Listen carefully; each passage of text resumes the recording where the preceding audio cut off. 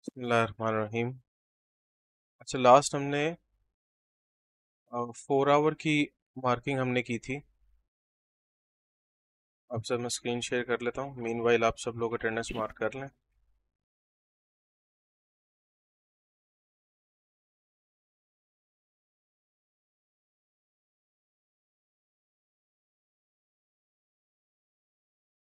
हमने object tree को study किया था और हमने देखा था कि डेली टाइम फ्रेम का हमने एक ग्रुप क्रिएट किया था, जहाँ पे डेली टाइम फ्रेम की मार्किंग हमने बिल्कुल सेपरेट कर ली थी। और पर्पस ये था कि हम डेली टाइम फ्रेम और डिफरेंट टाइम फ्रेम्स की जो मार्किंग्स हैं वो फ्री जो वर्जन होता है ट्रेडिंग व्यू का, उसके ऊपर हम किस तरह से इफेक्टिवली उसको कर सकते हैं। तो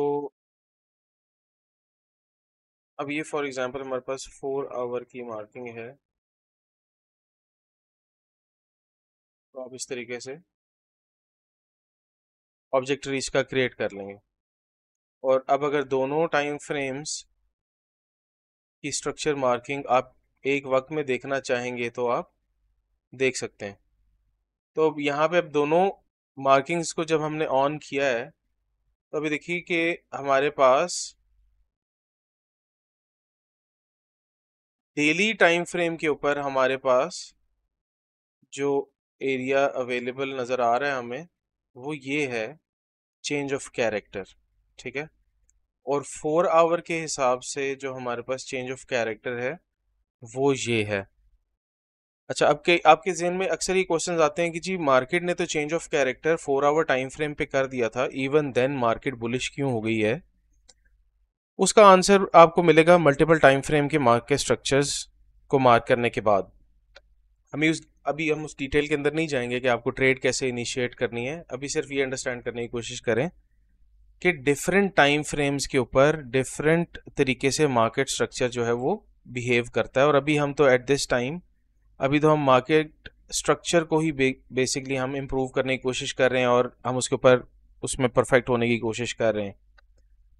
तो आपका अगर आपके पास फ्री वर्जन है ट्रेडिंग व्यू का, तो उसके ऊपर आप मल्टीपल टाइम फ्रेम्स के स्ट्रक्चर मार्किंग करने के बाद आप उसके ऑब्जेक्ट ट्रीज क्रिएट कर सकते हैं, ताकि आप एक वक्त में एक स्ट्रक्चर को मॉनिटर करने के बाद जो आपका एरिया ऑफ इंटरेस्ट है उसको अपने फोकस में रखें और उसके बाद आप डिफरेंट टाइम फ्रेम्स के ऊपर जाके सेम एरिया का एनालिसिस कर सकें। तो ये इससे फ़ायदा हो जाता है। हमारी लास्ट जो डिस्कशन जहाँ तक कंक्लूड हुई थी वो हुई थी कि हमने मार्केट का एक स्ट्रक्चर कैसे मार्क करना है, change of character break of structure कैसे हमने मार्क करना है, और उसके बाद हमारे पास एक डीलिंग रेंज कैसे क्रिएट होती है। तो ये वो आपके सामने है। अब यहाँ तक आपके पास अगर कोई क्वेश्चन है, आपने आपको जो असाइनमेंट दी थी उसमें अगर आपको कोई प्रॉब्लम आई थी तो वो हम पहले डिस्कस कर लेते हैं, फिर हम आगे फर्दर टॉपिक्स को डिस्कस करते हैं। तो कोई क्वेश्चन है तो आप पूछ लें।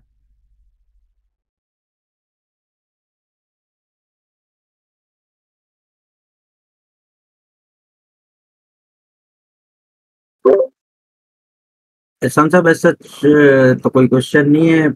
असाइनमेंट कंप्लीट नहीं की, लेकिन की ज़रूर है।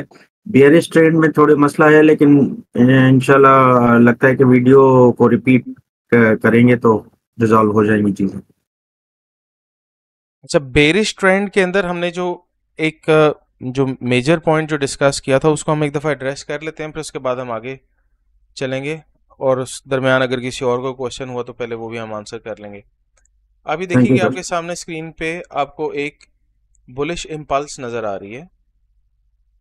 अब सारी चीज़ का जो दारोमदार है ना, वो बिल्कुल बेसिक बिल्डिंग ब्लॉक से ही आपको मिलता है। अब बिल्डिंग ब्लॉक से क्या मुराद है, या बेसिक यूनिट से क्या मुराद है, कि आपकी ओवरऑल जो मार्केट का जो ट्रेंड है वो बेसिकली आप कैसे आइडेंटिफाई करते हैं, वो आप आइडेंटिफाई करते हैं इम्पल्स एंड करेक्शन के साथ। इम्पल्स एंड करेक्शन से बनता हुआ ट्रेंड जब आपको बिल्कुल देख के आप अंदाज़ा लगा सकते हैं कि हाँ जी ये तो मार्केट जो है वो ऊपर ही जा रही है, नीचे नहीं आ रही है। अगर नीचे आ रही होती तो इसका ट्रेंड जो है वो नीचे की तरफ होता, आपको मार्केट ऐसे नीचे की तरफ आती नज़र आ रही होती। उसके लिए ना ही कोई स्ट्रक्चर मार्क करने की ज़रूरत है, कुछ करने की ज़रूरत नहीं है, आपको देखने से ही अंदाज़ा हो जाता है कि मार्केट क्या कर रही है। तो अब ये देखने से आपको पता चल गया कि मार्केट ये बुलिश है, ये मार्केट बेरिश है।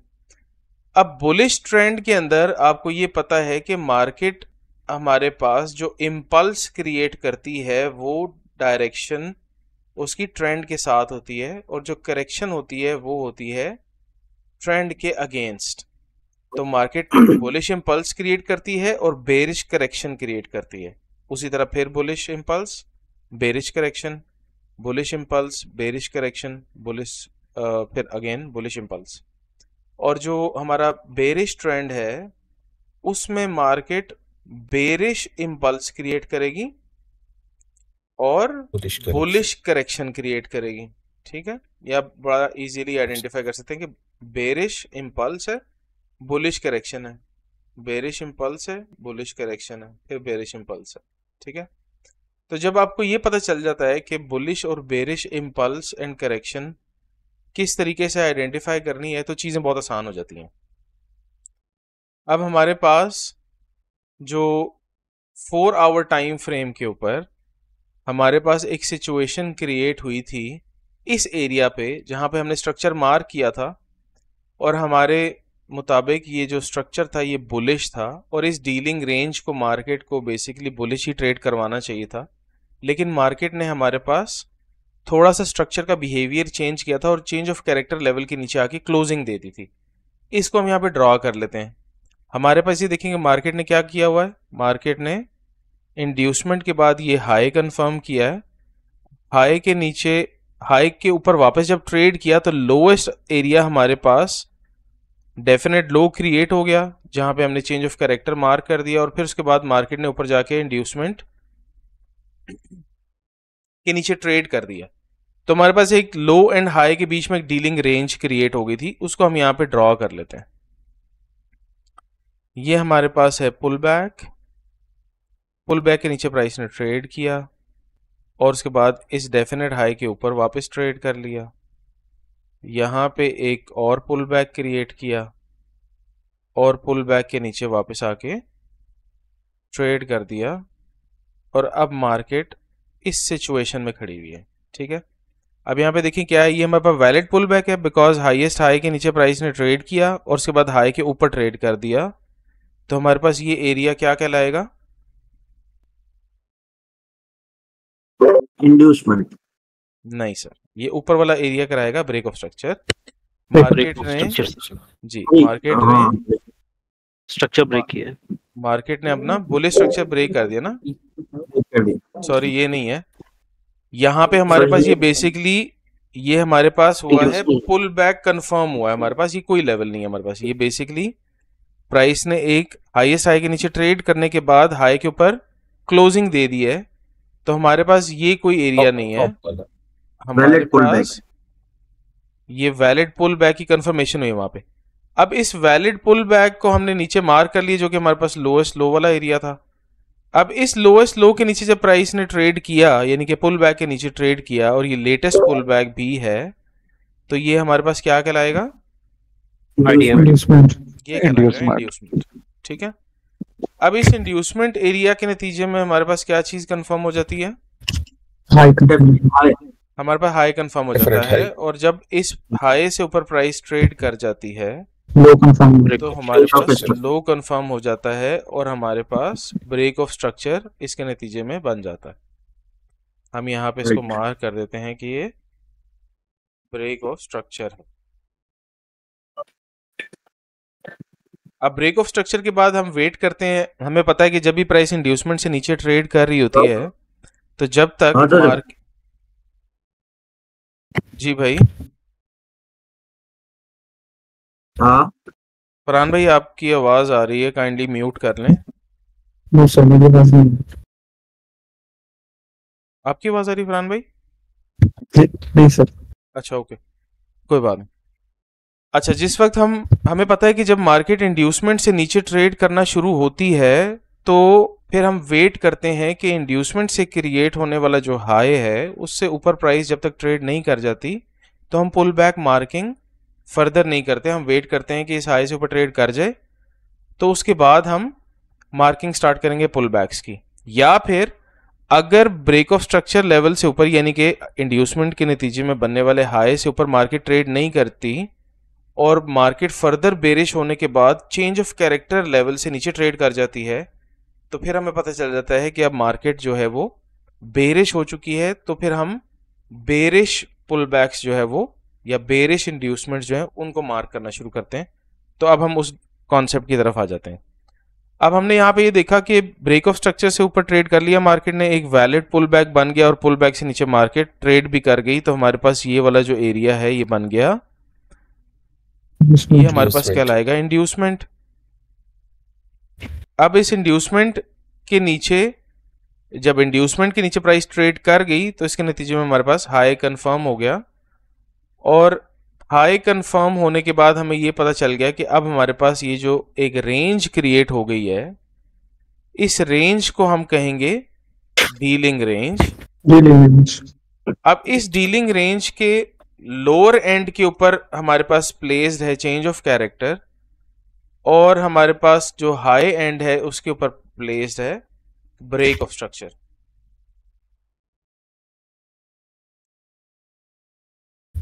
ठीक है, ये हमारे पास बन गई dealing range. Break of structure से ऊपर प्राइस अपना बुलिश जो ट्रेंड है वो कंटिन्यू करेगी, और अगर चेंज ऑफ कैरेक्टर से नीचे ट्रेड होगी तो मार्केट जो है वो अपना नया बेरिश ट्रेंड स्टार्ट कर देगी। तो इस केस में हमारे पास क्या हुआ, इस H4 वाले केस के अंदर, कि मार्केट ने हमारे पास बेरिश जो ट्रेंड था उसको इनिशिएट कर दिया। अब जब बेरिश ट्रेंड मार्केट ने इनिशिएट कर दिया तो यहां पे एक तरीकेकार हुआ था। वो तरीकाकार ऐसा था कि मार्केट ने ट्रेंड को ब्रेक करने से पहले एक पुल बैक क्रिएट किया था और फिर इस तरीके से ट्रेंड को ब्रेक किया था। ये देखिए हमारे पास ये पुल बैक यहां पे क्रिएट हुआ हुआ ना, मार्केट ने यहां पे ट्रेंड ब्रेक करने के बाद पुल बैक क्रिएट नहीं किया, मार्केट ने ट्रेंड ब्रेक करने से पहले एक पुल बैक क्रिएट किया था जिसको हमने पोटेंशियली एक इंड्यूसमेंट का नाम दे दिया था, बिकॉज मार्केट अपना बेरिश ट्रेंड इनिशिएट कर चुकी है और अब हमें बेरिश ट्रेंड के accordingly bearish impulse and bullish corrections को मार्क करना है। और हमें यहाँ पे नजर आ रहा है इस एग्जांपल के अंदर जो मैंने मैनुअली ये ड्रॉ की है कि हमारे पास ये एक पुल बैक है क्योंकि ये बुलिश करेक्शन है हमारे पास और ये बुलिश करेक्शन हमारे पास, तो यहाँ पे हमारे पास दो पुल बैक्स जो हैं वो हमें नजर आ रहे हैं इस एग्जांपल के अंदर। अभी इसको छोड़ दें, यहाँ पे कितने, अभी ये देखते हैं यहाँ पे कितने, तो ये दो हमारे पास पुल बैक्स नजर आ रहे हैं। इसमें लेटेस्ट कौन सा है, लेटेस्ट ये वाला है। तो प्राइस ने क्या किया यहाँ पे कि इस लेटेस्ट पुल बैक से ऊपर मार्केट ट्रेड कर गई। जब मार्केट इस लेटेस्ट पुल बैक से ऊपर ट्रेड कर गई तो अब हमें पता है कि इंड्यूसमेंट के ऊपर जब मार्केट ट्रेड कर जाती है तो उससे हमारे पास लो कंफर्म हो जाता है। जैसे कि पहले बुलिश ट्रेंड में हमारे पास मार्केट जब इंड्यूसमेंट से नीचे ट्रेड कर रही थी तो हाई कंफर्म हो रहा था, तो बेरिश ट्रेंड के अंदर जब मार्केट इंड्यूसमेंट से ऊपर ट्रेड कर जाती है तो हमारे पास लो कंफर्म हो जाता है, और इस पुल बैक एरिया को हम कह देते हैं कि ये हमारे पास इंड्यूसमेंट लेवल है। और अब मार्केट को, अब जो डीलिंग रेंज है, अब नई डीलिंग रेंज कौन सी हमारे पास ये लो कंफर्म हो चुका है और हमारे पास ये हाई है। तो अब बेसिकली इस डीलिंग रेंज से मार्केट को बेरिश होना चाहिए। ये हमारे पास बेसिकली एक रिवर्सल का तरीकेकार होता है। ठीक है, पहले हमारे पास क्या डीलिंग रेंज थी, पहले हमारे पास जो डीलिंग रेंज थी वो थी ये वाला ग्रीन एरिया और ये वाला लो एरिया। ठीक है, ये हमारे पास एक बुलिश डीलिंग रेंज थी। अब मार्केट ने क्योंकि चेंज ऑफ कैरेक्टर लेवल से नीचे ट्रेड कर दिया है तो अब हमारे पास ये कंप्लीट जो एरिया है इसको हम कहेंगे कि ये अब हमारे पास बेरिश है, ये वाला सारा बेरिश डीलिंग रेंज है ये वाले। ठीक है, अच्छा अब आपके ज़हन में जो सवाल ये आ रहा है कि उस दिन भी गालिबन फैसल भाई ने पूछा था या मती भाई ने पूछा था, अब मुझे याद नहीं है, लेकिन अब आपका जो क्वेश्चन का आंसर था वो भी आपको यहाँ पे मिल जाएगा। बिल्कुल बेसिक सा आंसर, कोई इसमें रॉकेट साइंस नहीं है। कि मार्केट बेरिश होने के बावजूद बुलिश क्यों हो गई, ठीक है। तो उसके लिए हमने यहाँ पे सबसे पहले आते साथ क्या किया था, हमने आते साथ ये किया था कि हमने यहाँ पर दो टाइम फ्रेम्स को अलग-अलग से सेपरेटली हमने ग्रुप्स क्रिएट कर लिए थे, ठीक है। ये आज की मार्किंग भी हम एक ग्रुप के अंदर शामिल कर लेते हैं और इसको नाम देते हैं 12th of May H4, इसको हम कर देते हैं हाइट। अच्छा, अब आपके क्वेश्चन का आंसर देने लगा मैं कि H4 के ऊपर आपने देखा था कि मार्केट ने इस एरिया पे चेंज ऑफ कैरेक्टर लेवल से नीचे ट्रेड किया था। इसी एरिया को हम डेली टाइम फ्रेम के ऊपर मॉनिटर करने की कोशिश करते हैं। तो डेली टाइम फ्रेम की मार्किंग के हिसाब से अगर आप देखें तो मार्केट किस लेवल से नीचे ट्रेड हो रही थी? आईडीएम के नीचे, इंड्यूसमेंट के नीचे ट्रेड हो रही थी, ठीक है। मार्केट अपने इंड्यूसमेंट लेवल के नीचे ट्रेड हो रही थी और मार्केट जो डेफिनेट लो अपना डेली टाइम फ्रेम के ऊपर जो क्रिएट करके गई थी, जिसको basically change of character level कहते हैं, वो था हमारे पास अभी फर्दर नीचे 2834 लेवल के ऊपर हमारे पास डेली टाइम फ्रेम का चेंज ऑफ कैरेक्टर लेवल था। लेकिन H4 के ऊपर आपको ऐसा लग रहा था कि जो मार्केट है वो बेरिश हो चुकी है, उसने चेंज ऑफ कैरेक्टर लेवल के नीचे ट्रेड कर दी है, ठीक है। तो इससे हमें एक चीज क्या पता चल गई, हमें ये चीज पता चल गई कि पोटेंशियल एरिया ट्रेंड कंटिन्यू करने का वो कौन सा होता है, जब मार्केट इंड्यूसमेंट के नीचे ट्रेड कर जाती है तो वो हमारे पास पोटेंशियल एरिया होता है ट्रेंड को कंटिन्यू करने का, कि मार्केट कंटिन्यू करेगी अपना ट्रेंड, जो प्रीवियस ट्रेंड से वो ट्रेड करती चली आ रही है। तो इंड्यूसमेंट के नीचे ट्रेड करने के बाद मार्केट पोटेंशियली अपना ट्रेंड को कंटिन्यू कर सकती है। इसके अलावा कौन से पोटेंशियल एरियाज होते हैं जहां से प्राइस ट्रेंड को कंटिन्यू करेगी, वो हम आगे देखेंगे।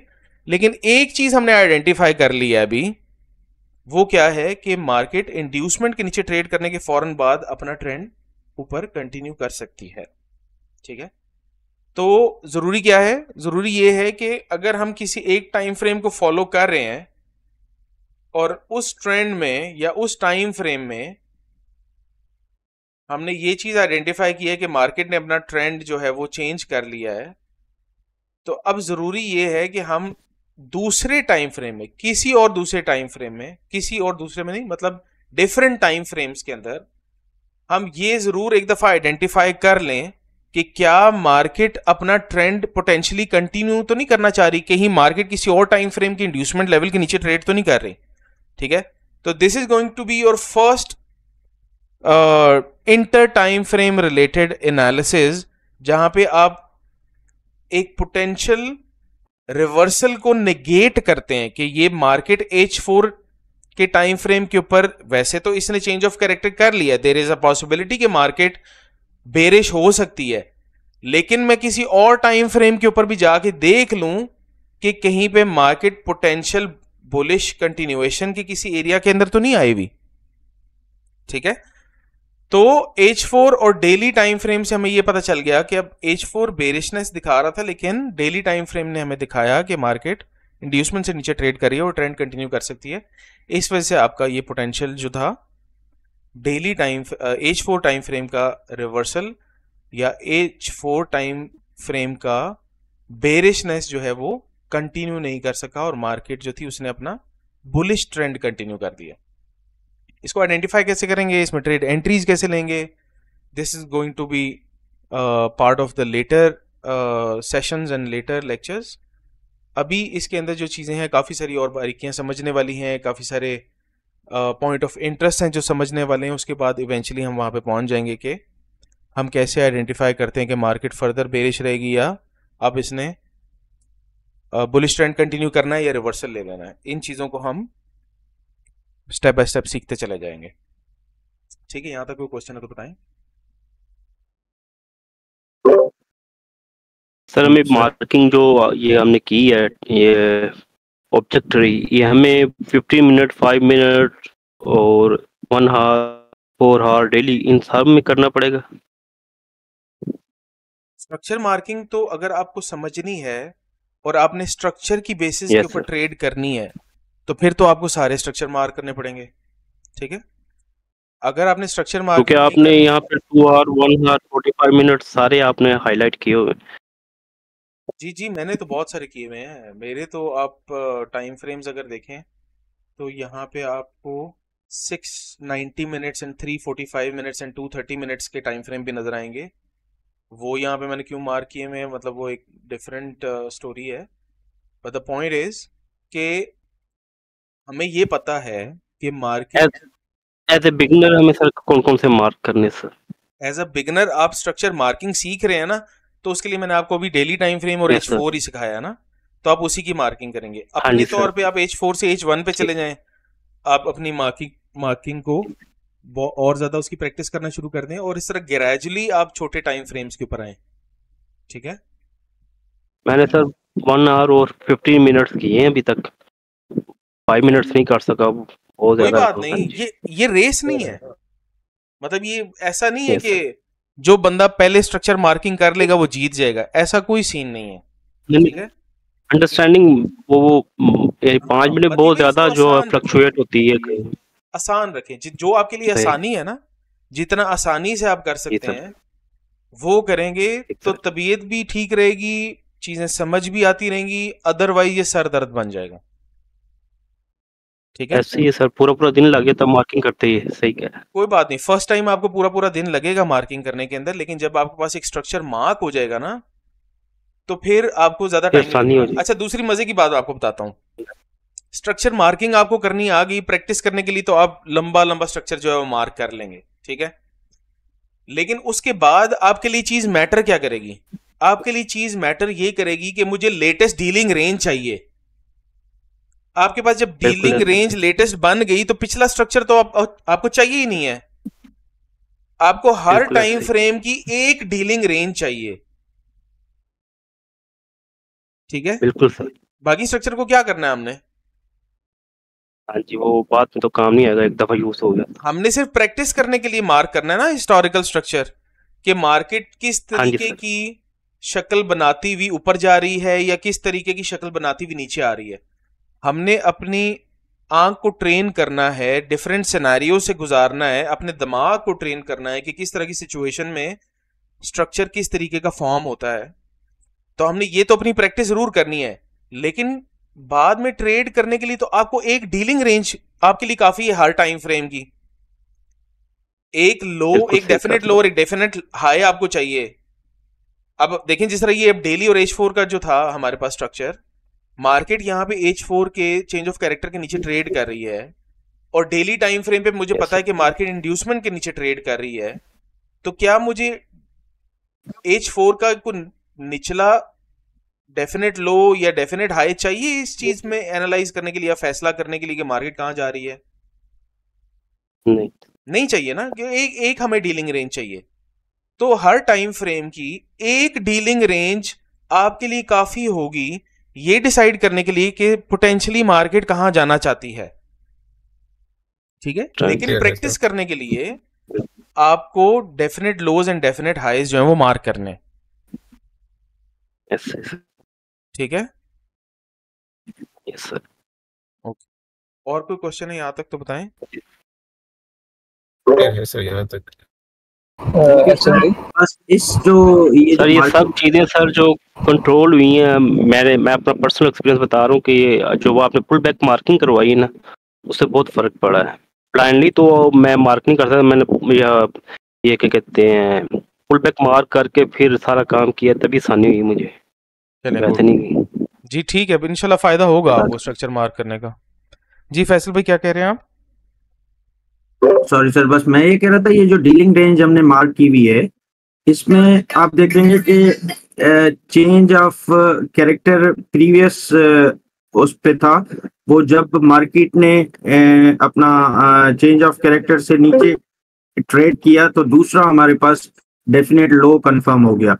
तो हमने डीलिंग रेंज उस लास्ट वाले चेंज ऑफ कैरेक्टर तक क्यों की हुई है, उस नए लो को क्यों नहीं कवर किया इस डीलिंग रेंज? क्योंकि ये पुरानी वाली डीलिंग रेंज मार्क हुई है ना, नई डीलिंग रेंज तो मैंने आपको बताया था कि यहाँ से लेके यहाँ तक है ना, वो तो ये ऐसा ही है। हाँ, ये पुरानी जब अंडरस्टैंडिंग के लिए मैं आपको बता रहा था, अगर आप वीडियो में देखेंगे तो आपको दोनों सेपरेटली नजर आ जाएंगी। ठीक है सर। और दूसरा ये सवाल था कि मतलब हमें ट्रेंड को रिवर्सल को वैलिडेट करने के लिए डिफरेंट टाइम फ्रेम्स पे मार्किंग करना जरूरी है। बिल्कुल, ठीक डिफरेंट सर। टाइम फ्रेम्स की मार्किंग के अलावा काफी सारी चीजें जो आपको समझनी जरूरी है, वहां पे हम इंशाल्लाह ग्रेजुअली पहुंच जाएंगे।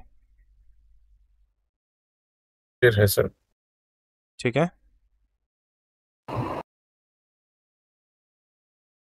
ऐसे भाई सर जी जी।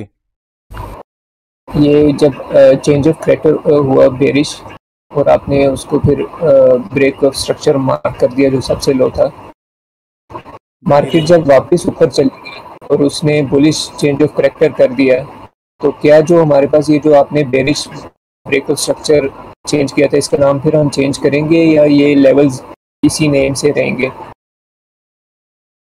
जो बेरिश ब्रेक ऑफ स्ट्रक्चर हमने यहाँ पे मार्क किया हुआ था, मार्केट ने जब बुलिश चेंज ऑफ कैरेक्टर कर दिया तो उसके बाद क्या होगा कि ये ब्रेक ऑफ स्ट्रक्चर जो है चेंज ऑफ कैरेक्टर के अंदर शिफ्ट हो जाएगा। ठीक है, मार्केट ने जब पुल बैक क्रिएट किया, ये हमारे पास इस पुल बैक के नीचे ट्रेड कर गया, ये इंड्यूसमेंट बन गया, तो ये डेफिनेट हाई और ये डेफिनेट लो बन जाएगा ना। तो इस डेफिनेट हाई के ऊपर ब्रेक ऑफ स्ट्रक्चर आ जाएगा और यहाँ पे हमारे पास ये चेंज हो जाएगा चेंज ऑफ कैरेक्टर से। ठीक है, ये चेंज ऑफ कैरेक्टर पे आ जाएगा, शिफ्ट हो जाएगा। और उसके बाद जब मार्केट ने ब्रेक ऑफ स्ट्रक्चर से ऊपर ट्रेड कर दिया, ये क्लोजिंग आ गई, तो अब हमारे पास डेफिनेट लो ये क्रिएट हो गया, तो चेंज ऑफ कैरेक्टर हमारे पास यहाँ पे आ जाएगा। अब ये पुराने वाला चेंज ऑफ कैरेक्टर है, जो हमारे पास लेटेस्ट चेंज ऑफ कैरेक्टर है, जो आइडेंटिफाई करेगा कि मार्केट बुलिश है या बेरिश है, वो ये वाला चेंज ऑफ कैरेक्टर आइडेंटिफाई करेगा। सही, ठीक है, ठीक। सर एक क्वेश्चन है। जी जी बताएं। सर सिंगल लेग में अगर मार्केट ब्रेक ऑफ स्ट्रक्चर करे तो वो वहीं उसका डेफिनेट लो भी, बुलिश के सिनेरियो में बात करते हैं तो वहीं उसका डेफिनेट लो बनेगा और वहीं इंड्यूसमेंट लेवल बनेगा। तो मार्केट उसके इंड्यूसमेंट के नीचे ट्रेड करते हैं तो उसका चौक कंसिडर करेंगे या फिर as a normal inducement trade करें मार्केट? ये जरा वलीद भाई, ये वाला जो सिनेरियो ना जिसमें हम स्ट्रक्चर को वैलिडेट करते हैं कि क्या मार्केट ने वैलिड स्ट्रक्चर बनाया है कि नहीं बनाया, उसके ऊपर अभी हम आएंगे। मतलब नेक्स्ट टॉपिक अभी हमारा वही है, ठीक। वो बारीकी आपको भी बतानी है मैंने।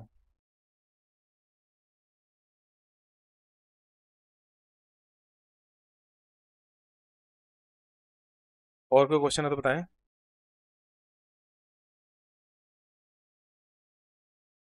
सब क्लियर है। ओके, अच्छा, अब H4 के ना स्ट्रक्चर को हमने अपने पास यहाँ पे देख लिया था। अब यहाँ पे ये देखिए कि मार्केट ने जब अपना बुलिश स्ट्रक्चर कंटिन्यू कर लिया और हमारे पास ये डेफिनेट हाई डेफिनेट लो हमारे पास बन गया, और अब हमारे पास अगला डेफिनेट हाई ये बन गया क्योंकि मार्केट इंड्यूसमेंट से नीचे ट्रेड कर रही है। तो मैं आपको चाहूँगा कि आप ये इन एरियाज़ के ऊपर फोकस करें और उसके हिसाब से ना अभी हम स्ट्रक्चर को वैलिडेट करने की कोशिश करते हैं कि मार्केट किस तरीके से परफॉर्मेंस जो है वो दे रही है और स्ट्रक्चर किस तरीके से बनाती चली जा रही है। अभी हमारे पास जो मौजूदा स्ट्रक्चर है वो अभी ये है कि मार्केट ने एक हाई क्रिएट किया, डेफिनेट हाई, फिर उसके बाद डेफिनेट लो क्रिएट किया, फिर डेफिनेट हाई क्रिएट किया और डेफिनेट लो क्रिएट किया, और अब मार्केट ने डेफिनेट हाई क्रिएट कर लिया। ठीक है, हमारे पास अभी स्ट्रक्चर की जो फॉर्मेशन है वो ये चल रही है। ये डेफिनेट लो जो हमारे पास क्रिएट हुआ है वो किस नतीजे में क्रिएट हुआ है? जब मार्केट ने ये ब्रेक ऑफ स्ट्रक्चर या यहाँ पे चेंज ऑफ कैरेक्टर कर दिया था। तो बेसिकली हमारे पास डेफिनेट लो हुआ था जब मार्केट फर्स्ट पुल बैक से नीचे sorry first full pull back के ऊपर ट्रेड कर गई थी, तो ये लो क्रिएट हो गया था जो बेरिश स्ट्रक्चर के नतीजे में हमारे पास आया था, ठीक है। अदरवाइज जो स्ट्रक्चर का पहले लो जो क्रिएट हुआ था वो यहाँ पे था, जिसके नीचे मार्केट ट्रेड कर गई थी और हमने कहा था कि चेंज ऑफ कैरेक्टर हो गया। तो स्ट्रक्चर आपके पास मिच्योर होते रहते हैं, तब्दील होते रहते हैं, मतलब उसके अंदर छोटी छोटी चीजें जो हैं वो चेंज होती रहती हैं। दोबारा देख लें इस H4 के लेवल को कि चेंज ऑफ कैरेक्टर लेवल हमारे पास पहले ये था, विक आने के बाद यहाँ पे आ गया, उसके बाद यहाँ आ गया, ठीक है। जब मार्केट ने इसके नीचे क्लोजिंग दे दी तो हमने कहा जी ये चेंज ऑफ कैरेक्टर हमारे पास हो गया है, अब हमें डेफिनेट लो का इंतजार करना है, और डेफिनेट लो का इंतजार करने के लिए मार्केट ने इंड्यूसमेंट से ऊपर ट्रेड किया तो ये बन गया। तो आप ये देखिए कि 21 मार्च से लेके 7 अप्रैल तक हमारे पास डेफिनेट लो 3 दफा चेंज हुआ है। पहले ये था 21 मार्च को, फिर 4 अप्रैल को ये वाला बन गया, 6 अप्रैल को, और उसके बाद 7 अप्रैल को ये वाला बन गया, और फिर फाइनली हमें ये पता चल गया कि जी अब ये वाला, ठीक है। तो ये लोज हमारे पास चेंज होते रहते हैं, और चेंज किन वजूहात की वजह से होती है वो तीनों वजह हमने देख ली हैं कि अगर प्राइस किसी भी लो को स्वीप करे यानी कि विक आ जाए वहां पे, तो हमारे पास जो लो है वो शिफ्ट हो जाता है पुराने लो से नए लो की तरफ। अब मार्केट इस नए लो के नीचे क्लोजिंग देगी तो रिवर्सल होगा, और उसके बाद जब मार्केट इसके नीचे क्लोजिंग दे देती है तो फिर पुल बैक के ऊपर ट्रेड करने की वजह से मार्केट अपना एक नया लो क्रिएट कर देती है, ठीक है। अच्छा, अब आप यहां पे ये देखिए कि अब हमने वैलिडेट करना है कि क्या मार्केट ने अपना ये जो चेंज ऑफ कैरेक्टर है, चेंज ऑफ कैरेक्टर बुलिश करने के बाद मार्केट ने जो ब्रेक ऑफ स्ट्रक्चर किया है ये वाला, क्या ये वैलिड है, क्या मार्केट वाकई बुलिश हो गई है या नहीं हो गई है। उसके लिए बड़ा एक आसान सा छोटा सा कॉन्सेप्ट है जो कि समझना आपके लिए बहुत ज़रूरी है, उसको हम यहाँ पे देख लेते हैं।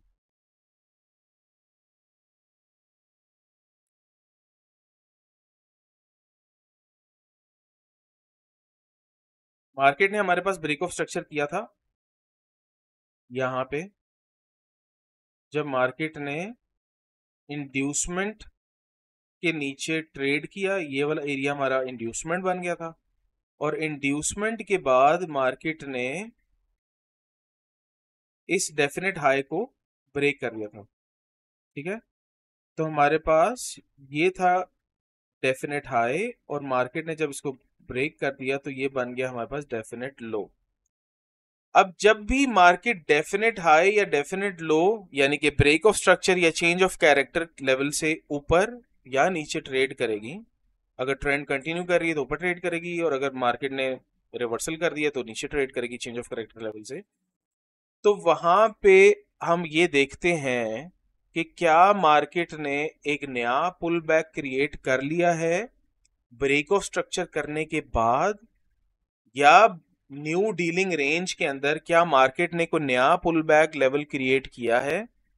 अगर मार्केट पुल बैक बनाकर ब्रेक ऑफ स्ट्रक्चर करती है तो, या फिर ब्रेक ऑफ स्ट्रक्चर करने के बाद एक पुल बैक क्रिएट कर देती है, तो हमारे पास ये जो ब्रेक ऑफ स्ट्रक्चर है ये वैलिड करार पाता है, ठीक है। उसकी एग्जांपल आपको दे देता हूं। अगर मार्केट आपके सामने ये देखिए एक पुल बैक क्रिएट करती है, पुल बैक को वैलिडेट करती है, उसके बाद इंड्यूसमेंट के नीचे ट्रेड कर जाती है, और ट्रेड करने के बाद मार्केट अपने डेफिनेट हाई से ऊपर ट्रेड कर जाती है, तो आप ये देखिए कि यहाँ पे हमारे पास कहने को तो ये ब्रेक ऑफ स्ट्रक्चर हो चुका है कि ये हमारे पास डेफिनेट था पुल बैक से नीचे मार्केट ने ट्रेड कर दिया, इसके नतीजे में हमारे पास बन गया डेफिनेट हाई को ब्रेक कर दिया तो हमारे पास बन गया डेफिनेट लो। अब कहने को ब्रेक ऑफ स्ट्रक्चर हो चुका है यहाँ पे, ठीक है। लेकिन इस सिचुएशन के अंदर एक छोटी सी प्रॉब्लम है, वो ये है कि मार्केट ने ये ब्रेक ऑफ स्ट्रक्चर क्रिएट करने के बाद, यानी कि मार्केट का ब्रेक ऑफ स्ट्रक्चर करने के बाद मार्केट ने अभी तक कोई भी पुल बैक क्रिएट नहीं किया, ना ही कोई पुल बैक बनाकर ब्रेक ऑफ स्ट्रक्चर क्रिएट किया, ठीक है। तो फिलहाल हमारे पास ये ब्रेक ऑफ स्ट्रक्चर वैलिड नहीं कहलाएगा। हम वेट करेंगे कि मार्केट एक नया पुल बैक क्रिएट कर दे, ठीक है, या फिर मार्केट पुल बैक एक बनाए और उसके बाद ब्रेक ऑफ स्ट्रक्चर करे। इस तरीके से अगर ये काम कर दे तो दोनों वैलिड करार पाएंगे, ब्रेक ऑफ स्ट्रक्चर्स हमारा वैलिड हो जाएगा, ठीक है। ये दोनों चीजें दोबारा समझ लें। मार्केट प्रॉपर अपना वैलिड पुल बैक क्रिएट करने के बाद, पुल बैक मुकम्मल हो गया, उसके नीचे ट्रेड कर जाती है, तो हम कहते हैं कि जी हमारे पास ये इंड्यूसमेंट जो है वो हो गई है। इंड्यूसमेंट के बाद हमारे पास वैलिड या डेफिनेट हाई बन जाता है। मार्केट जब डेफिनेट हाई से ऊपर ट्रेड कर जाती है तो ब्रेक ऑफ स्ट्रक्चर हो जाता है। अगर market break of structure level से ऊपर ट्रेड कर जाती है और ब्रेक ऑफ स्ट्रक्चर करने के बाद भी अभी तक उसने कोई पुल बैक नहीं बनाया हुआ और ना ही कोई पुल बैक बनाकर ब्रेक ऑफ स्ट्रक्चर किया है, तो हम कहते हैं कि पुल बैक तो ये हो गया है, सॉरी ब्रेक ऑफ स्ट्रक्चर तो ये हो गया है, लेकिन अभी वैलिड नहीं हुआ। वैलिड कब होगा? जब मार्केट अगर तो कोई पुल बैक बनाकर ब्रेक ऑफ स्ट्रक्चर करे या फिर ब्रेक ऑफ स्ट्रक्चर करने के बाद एक पुल बैक क्रिएट कर दे, तो हम कहेंगे लो जी अब हमारे पास ब्रेक ऑफ स्ट्रक्चर हो गया, हो गया, ठीक है। तो अब डीलिंग रेंज हमारे पास कब बनेगी? डीलिंग रेंज तो उसी तरीके से बनेगी। अब मिसाल के तौर पे मार्केट ने एक पुल बैक को क्रिएट किया और ब्रेक ऑफ स्ट्रक्चर से ऊपर ट्रेड कर गई, तो इस वक्त हमारे पास लेटेस्ट पुल बैक कौन सा है? ये जो मार्केट क्रिएट करके गई है, ठीक है, ये जो मार्केट क्रिएट करके गई है ये हमारे पास लेटेस्ट पुल बैक है। अब यहां पे आपके ज़हन में एक सवाल आएगा कि एहसन भाई आपने तो यही कहा था कि जब तक मार्केट इंड्यूसमेंट के लेवल से ऊपर ट्रेड नहीं कर जाती तब तक हम कोई पुल बैक मार्क नहीं करते। बिल्कुल सही है। ब्रेक ऑफ स्ट्रक्चर करने के बाद आपने देखना है कि क्या मार्केट कोई पुल बैक बनाकर ब्रेक ऑफ स्ट्रक्चर करके गई है या उसने सिंगल लेग में ब्रेक ऑफ स्ट्रक्चर किया है। अगर सिंगल लेग में मार्केट ब्रेक ऑफ स्ट्रक्चर करेगी तो हम एक पुल बैक का इंतजार करेंगे, ठीक है। अगर मार्केट पुल बैक बनाकर ब्रेक ऑफ स्ट्रक्चर करती है तो वैलिड करार पाएगा और लेटेस्ट पुल बैक को हम अपने पास यहां पे इंड्यूसमेंट मार्क कर लेंगे, ठीक है। ये हमारे पास पोटेंशियल इंड्यूसमेंट लेवल है कि अगर मार्केट इस लो के नीचे ट्रेड कर जाती है तो ये इंड्यूसमेंट ही कहलाएगी, ठीक है। और इसके नतीजे में हमारे पास एक डेफिनेट हाई बन जाएगा। समझ आ गई यहां तक आपको? यहां तक कोई भी क्वेश्चन? क्लियर है सर? यस भाई क्लियर है। ठीक है। क्लियर है सर। अब पिछले वाले डिस्कशन को हम अगले इस पॉइंट के साथ जो है वो रिलेट कर रहे हैं। वो ये है कि मैंने आपको ये बताया था कि इंड्यूसमेंट के नीचे जब मार्केट ट्रेड कर जाती है तो हम फर्दर पुल बैक मार्किंग करना छोड़ देते हैं, क्योंकि हमें नहीं पता ना कि डीलिंग रेंज मिसाल के तौर पे हो सकता है कि चेंज ऑफ कैरेक्टर लेवल यहाँ पे पड़ा हुआ हो, ठीक है, इतना नीचे पड़ा हो ना यहाँ पे, और चेंज ऑफ कैरेक्टर लेवल अगर इतना नीचे पड़ा हुआ है तो अभी हमें ये नहीं पता कि मार्केट इंड्यूसमेंट के फौरन बाद बुलिश होगी या चेंज ऑफ कैरेक्टर लेवल तक आएगी और इस पूरी डीलिंग रेंज के बिल्कुल एंड से जाके बुलिश होगी, अभी हमें नहीं पता, ठीक है। तो इसलिए हम फर्दर पुल बैक मार्क करना छोड़ देते हैं कि क्या मार्केट इंटरनली अभी थोड़ा सा बेरिश हो रही है या फौरी तौर पे बुलिश होने लगी है, तो फिलहाल हम पुल बैक की मार्किंग छोड़ देते हैं। लेकिन जैसे ही मार्केट बुलिश हो जाती है और ब्रेक ऑफ स्ट्रक्चर के ऊपर क्लोजिंग दे देती है तो फिर हम ये देखते हैं कि इसने किस अंदाज में बुलिश ब्रेक ऑफ स्ट्रक्चर किया है। क्या कोई पुल बैक क्रिएट करने के बाद ब्रेक ऑफ स्ट्रक्चर किया है या अभी सिंगल लेग पे इसने ब्रेक ऑफ स्ट्रक्चर कर दिया, ठीक है। अगर पुल बैक बनाकर ब्रेक ऑफ स्ट्रक्चर करती है तो हम लेटेस्ट पुल बैक के नीचे inducement potential inducement level mark कर देते हैं कि अगर इससे नीचे आ गई तो इंड्यूसमेंट ही कहलाएगी, और अगर ऐसा नहीं करती तो फिर हम इंतजार करते हैं कि अब मार्केट ब्रेक ऑफ स्ट्रक्चर करने के बाद एक पुल बैक क्रिएट कर दे ताकि हम उसको पोटेंशियल इंड्यूसमेंट लेवल मार्क कर लें और हमारा ब्रेक ऑफ स्ट्रक्चर जो है वो वैलिड हो जाए। ठीक है। और अगर Yes, sir. Market break of structure करने के बाद कोई पुल बैक नहीं बनाती, ना ही पुल बैक बना के ऊपर जाती है और ना ही उसके बाद ब्रेक ऑफ स्ट्रक्चर करती है, तो फिर एक इंपॉर्टेंट पॉइंट है जो कि आपको समझना है, फिर हमारे पास चेंज ऑफ कैरेक्टर लेवल, ये जो एरिया था potential change of character level था, फिर ये चेंज ऑफ कैरेक्टर लेवल नहीं कहलाता, फिर ये कहलाता है इंड्यूसमेंट लेवल। और बेसिकली हमारे पास इंड्यूसमेंट यहां से यहां पे शिफ्ट हो जाती है कि अब मार्केट अगर यहां से सिंगल लेग मूव में बेरिश हो गई तो हम ये नहीं कहेंगे कि मार्केट ने चेंज ऑफ कैरेक्टर कर दिया, फिर हम कहेंगे कि मार्केट ने इंड्यूसमेंट लिया अभी। तो ये पोटेंशियल इंड्यूसमेंट लेवल है जो मार्केट ने शिफ्ट किया है इस नई जगह के ऊपर। ठीक है, क्योंकि ब्रेक ऑफ स्ट्रक्चर तो वैलिड ही नहीं हुआ ना। ठीक है, तो ये बेसिकली इंड्यूसमेंट लेवल यहां से यहां पे शिफ्ट हो जाएगा और जो हमारा डेफिनेट हाई जो हमने ये मार्क किया हुआ था वो भी इस नई जगह पे शिफ्ट हो जाएगा, यहां से यहां पे शिफ्ट हो जाएगा।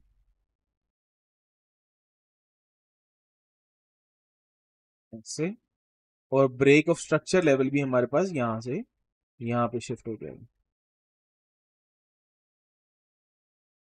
समझ आ गई?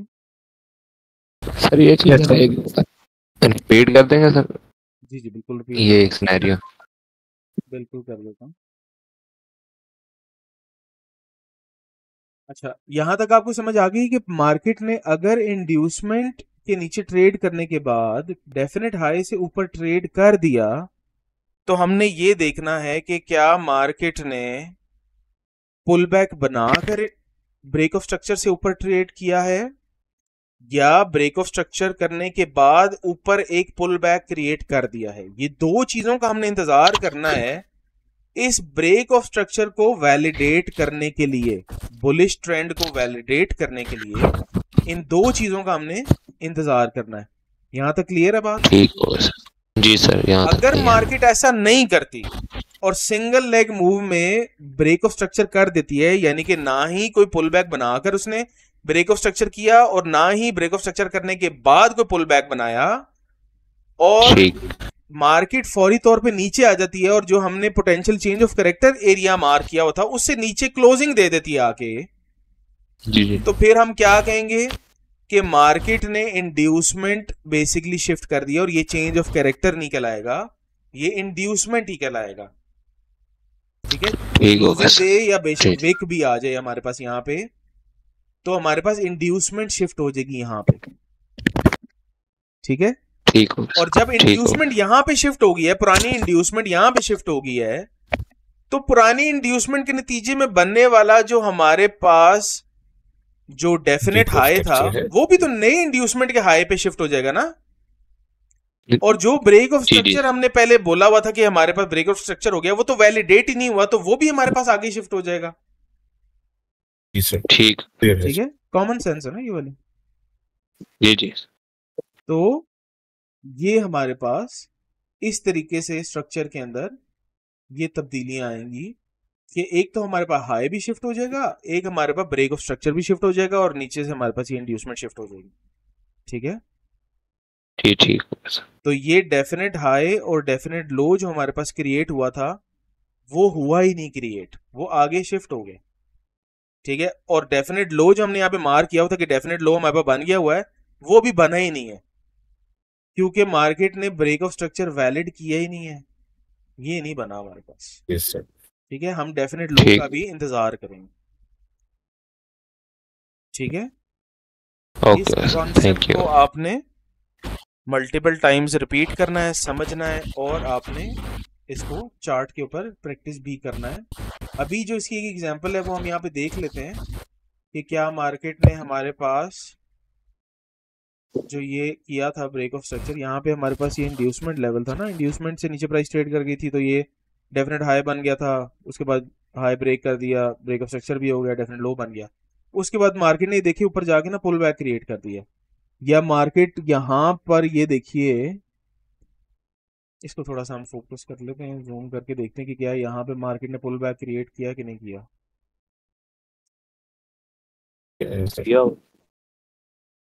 हाईएस्ट लो ब्रेक किया है। ये हाईएस्ट हाई वाली कैंडल है हमारे पास, ये ग्रीन, ये वाली इसके नीचे मार्केट ने ट्रेड किया और उसके ऊपर कर गई ना, तो ये हमारे पास पुल बैक बन गया। ठीक है, बना हुआ वैलिड हो। अच्छा अब कई दफा पता क्या होता है, कई दफा ऐसा होता है कि आपको ना ये जो रेड कैंडल है ना, ये इस तरीके से नजर आएगी कि इसकी विक होगी इतनी बड़ी, ठीक है, और जब ये सारा कुछ एक इनसाइड कैंडल के अंदर आ जाता है ना, तो फिर ये पुल बैक नहीं बनता। ठीक है, क्योंकि ये इसके इनसाइड के अंदर आ गया ना ये वाला, सर वो फिर हाईएस्ट हाई कैंडल नहीं होगी ना। हाँ वो फिर हाईएस्ट हाई कैंडल नहीं होगी, हाईएस्ट हाई वाली तो ये बन जाएगी। तो ये थोड़ी सी इसके अंदर कॉम्प्लिकेशन आ जाती है। आपने पुल बैक के मार्क करते हुए ये जरूर देख लेना है कि क्या मार्केट ने किसी इनसाइड कैंडल के अंदर ट्रेड तो नहीं कर रही है। ठीक है, अगर कर रही है तो आपने एक पुल बैक का वेट कर लेना। जैसे ये पुल बैक बन गया, देखें वैलिड पुल बैक बन गया हमारे पास यहाँ पे, तो हमारे पास ये ब्रेक ऑफ स्ट्रक्चर वैलिड कहलाएगा। ठीक है, समझ आ गई? Yes sir, yes sir.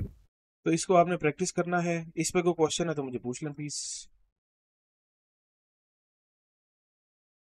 Sir ये इसमें ये पुल बैक रिड्यूसमेंट के बाद बन जाए, यानी ब्रेक ऑफ स्ट्रक्चर होने से पहले बन जाए या बाद में बने, लाजमी देखने हैं जी, valid break of structure. Break of structure जैसे ही हो गया, देखें सबसे पहली तो चीज ये है कि जब इंड्यूसमेंट के नीचे मार्केट ट्रेड करना शुरू हो जाएगी तो आपने पुल बैक को नहीं देखना, लेकिन जैसे ही मार्केट डेफिनेट हाई से ऊपर ट्रेड कर जाएगी और ब्रेक ऑफ स्ट्रक्चर हो जाएगा, तो आपने देखना है कि क्या मार्केट पुल बैक बनाकर ब्रेक ऑफ स्ट्रक्चर कर रही है।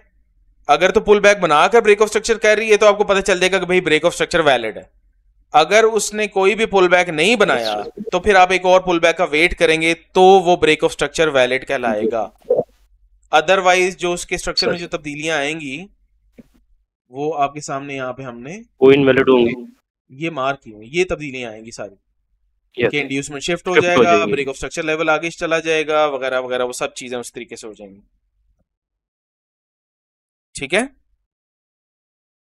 ओके। Yes sir. तो अब आपका नेक्स्ट असाइनमेंट ये है कि आपने जो डेली टाइम फ्रेम और H4 टाइम फ्रेम का जो स्ट्रक्चर मार्किंग की है, उस स्ट्रक्चर मार्किंग के अंदर आपने valid and invalid break of structures and change of characters को हाईलाइट करना है। और उसके बाद अब आपने नई डीलिंग रेंजेस मार्क करनी है। ठीक है, क्योंकि हो सकता है कि आपको काफी सारे इसके अंदर ऐसे ब्रेक ऑफ स्ट्रक्चर्स मिलें जो कि वैलिड ही नहीं थे। जी ठीक सर। है, ये आपने असाइनमेंट करनी है अपनी नेक्स्ट, और कोशिश कीजिएगा कि इसको प्रैक्टिस कर लें वेडनेसडे तक, ताकि अगले सेशन में आपके पास क्वेश्चंस हों इससे रिलेटेड। तो रिकॉर्डिंग को यहाँ पे हम कंक्लूड करते हैं, बाकी फिर नेक्स्ट सेशन में जो भी क्वेश्चंस हुए तो इंशाल्लाह हम उनको आंसर कर देंगे।